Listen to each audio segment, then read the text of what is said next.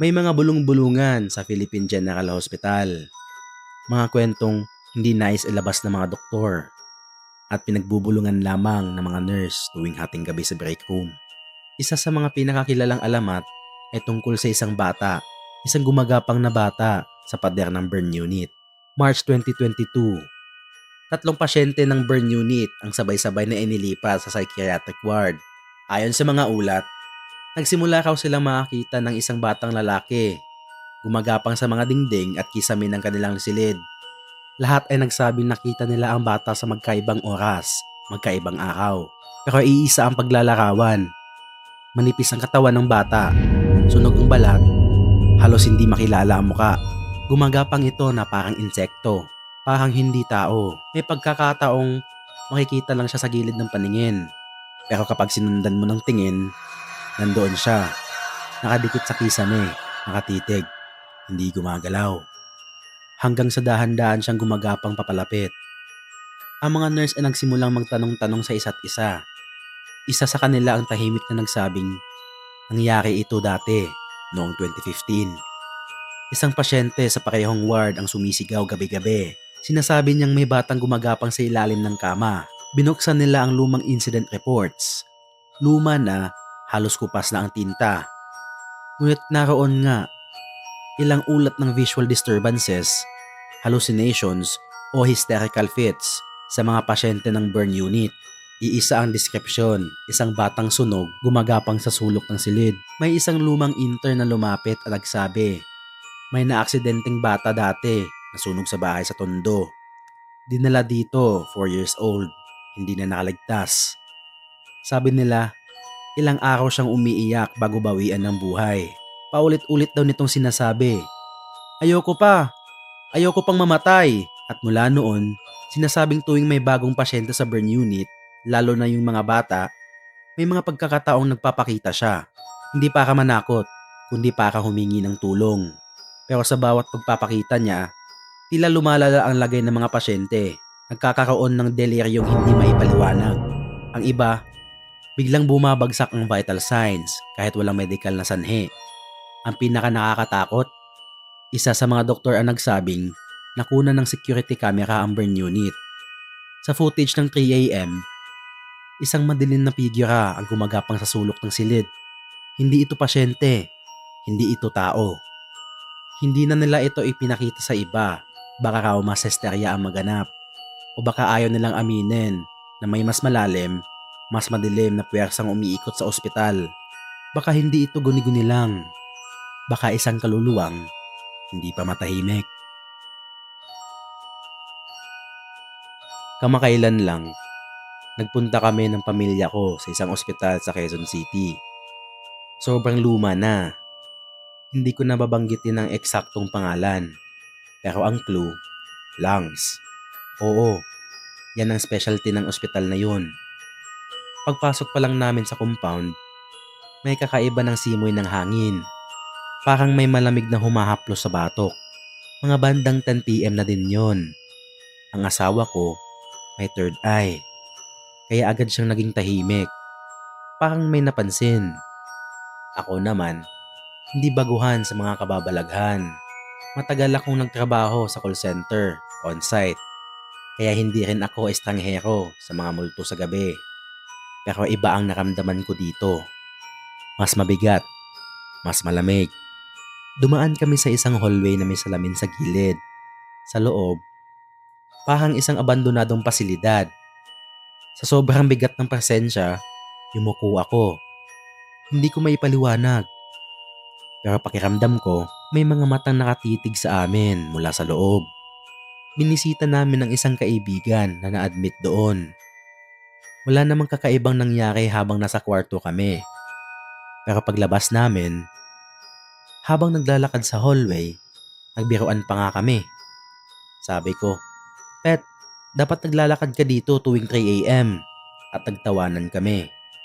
Pero pagkatapos noon, nagsimula nang mag-iba ang lahat. Pagdating namin sa parking lot, napansin ko agad na madilim ang paligid. Walang ilaw at tila walang tao. Habang naglalakad kami papuntang motor, biglang nag-alarm ang isang sasakyan sa tabi namin. Ang lakas ng tunog, parang sumabog ang katahimikan. Nagkatinginan kami ng asawa ko. Nagkatinginan kami ng matagal. May mali, sabi niya. Ang lamig, dagdag ko. Pero hindi basta lamig. Yung lamig na dumidiretso sa buto. Pagdating namin sa motor, biglang nagsalita ang asawa ko. Ang daming sumunod sa atin. Nanlaki ang mata ko. Anong ibig mong sabihin? Sabi ng husband ko. Hindi ko lang alam kung anino ba sila o dating pasyente. Pero marami sila. Sumusunod sila sa likod natin. Habang palabas kami ng compound, tumingin siya sa side mirror. Andun pa rin sila. Hindi pa rin umaalis. Nagdesisyon akong dumiretso ng Jollibee. Baka nga naman sumunod sila sa bahay. Doon, mas kalmado ang paligid. Kaya doon ko siya kinulit. Sabi niya, alam mo ba, habang naglalakad tayo sa hallway, may mga nurse tayong nakakasalubong. Okay, sagot ko. Tapos, pero parang luma ang uniforme nila. Yung style nung 1970s or 80s. Tapos hindi sila umiilag sa atin. Sila ang umiiwas. Napaisip ako. Kasi sa totoo lang, wala namang kaming nakasalubong na nurse. Tinawagan ko pa nga ang mga kasama namin. At tinanong sila kung may nakasalubong ba kaming nurse sa hallway. Isa lang ang sagot nila. Wala, tayo-tayo lang yun. Late na kasi. Mula noon, hindi na ako bumalik sa ospital na yun. Hindi dahil sa takot, kundi sa respeto. Kasi minsan, ang mga elemento na naroon ay hindi na talaga dapat magtagal sa mundo natin. Pero minsan, ayaw pa rin nilang umalis. Noong mga nakaraang taon, isang trahedya ang yumanig sa buong komunidad ng isang medical school sa Cebu.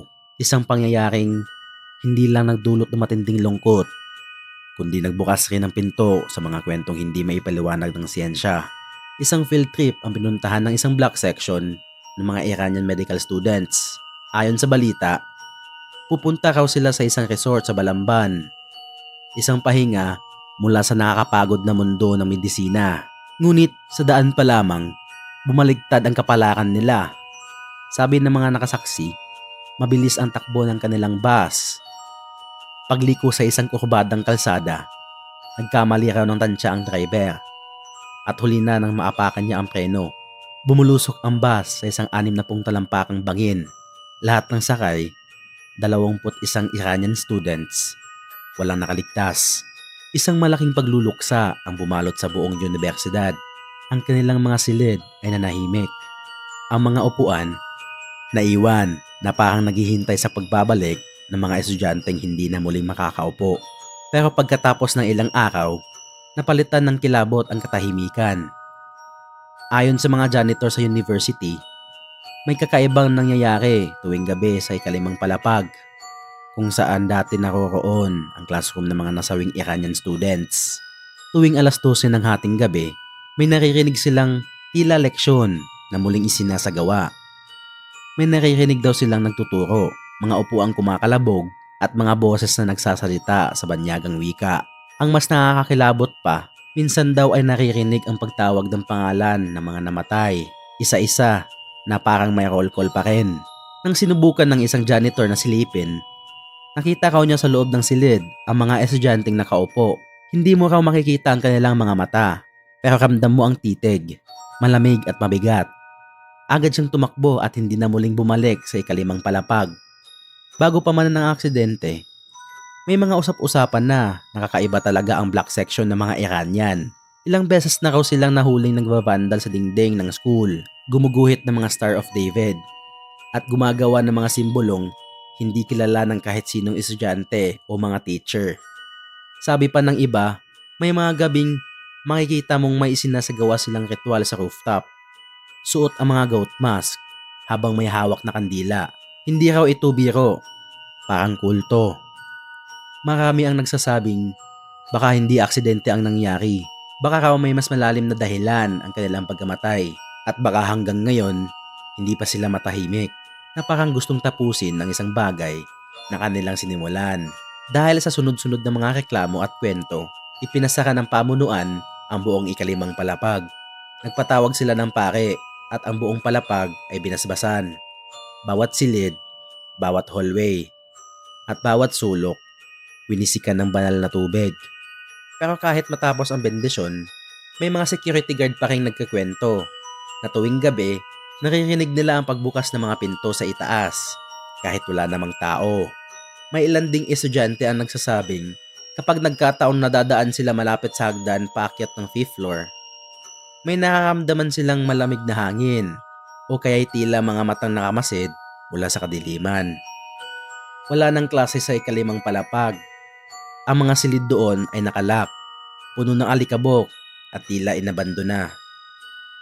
Ngunit sa bawat anibersaryo ng aksidente, may mga nagsasabing naririnig pa rin ang klase. Boses ng mga teacher na patay na at estudyanteng matagal nang wala at mga desk na gumagalaw kahit walang laman. At kung mapapadaan ka sa tapat ng silid nila sa ating gabi, huwag kang lalapit dahil baka pagbukas mo ng pinto, makita mo silang lahat, nakaupo, nakamaskara, tahimik na nakatitig sa'yo at sabay-sabay lang sasabihin, hindi pa tapos ang klase namin. Bago ang huling kwento, huwag nyo kalimutan mag-like at subscribe sa aming channel. Maaari nyo ding i-share ang inyong kwento sa aming Facebook page, Kuya Ken Takutan. Nasa description ang link. Sa isang kilalang hospital sa Manila, may part dito na dating nasunog. May 3 nurse na kilala sa pagiging matapang at palabiro. Sina Nurse Joy, Nurse Rhea, at Nurse Marco. Madalas silang magkwentuhan tungkol sa mga kababalagan sa ospital. Pero puro tawa lang ang sagot nila. Hindi sila naniniwala sa multo. Para sa kanila, kwento-kwento lang yan. Isang gabi, habang night shift at tahimik ang buong hospital, nagkayayaan silang maglaro ng Ouija board na dinala ni Marco. Tignan natin kung totoo talaga yung sinasabi ng mga matatanda. Giit niya habang nilalabas ang board mula sa bag. Nagtagpo sila sa storage room sa 2nd palapag. Parte ng hospital na bihirang puntahan. Doon sa gitna ng mga lumang kama, wheelchair at sirang ilaw. Sinimulan nila ang laro. Ano ang pangalan mo? Tanong ni Joy habang hawak nila ang planshet. Tahimik, walang gumalaw. Baka si Rato, biro ni Rhea. Nang biglang kumalabog ang cabinet sa gilid. Tumawa sila. Iniisip na baka hangin lang. Ngunit nagsimulang gumalaw ang planshet. M, A, R, C, I, A. Natahimik silang tatlo. Sino yun? Tanong ni Marco. Ako ang tagabantay. Biglang bumukas ang ilaw sa kisame at nag-flicker. Sumingaw ang amoy ng antiseptiko. Lumingon si Rhea sa likod. May babae na kauniforming puti. Wala itong muka. Nakatayo lang sa likod nila. Napasigaw si Joy at agad itinapon ang Ouija board. Tumakbo silang tatlo palabas ng storage room. Nanginginig. Halos mabitawan ang ID nila.